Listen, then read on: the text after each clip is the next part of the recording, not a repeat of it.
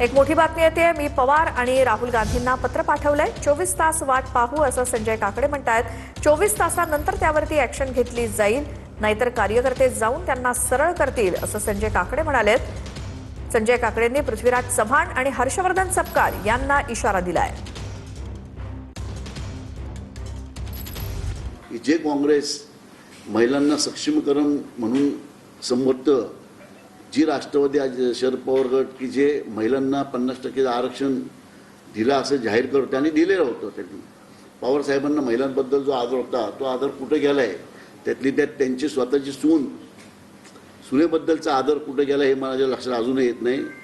आम्हाला आता आम्ही 24 तास हे पत्र मी काल पाठवले रात्री 10 वाजता। 24 तास आम्ही वाट पाहणार आहे। त्याच्यावरती अधिवेशन असते कारणाने पवारसाहेब आणि राहुल गांधी सभागृहात असतील। आज सभागृहातून बाहेर आल्यानंतर उद्या सकाळपर्यंत आम्ही वाट पाहू याची। नंतर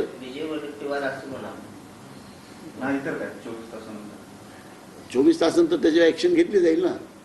जिथे दोघं असतील तिथे आमचे कार्यकर्ते जाऊन त्यांना बरोबर सरळ करतील।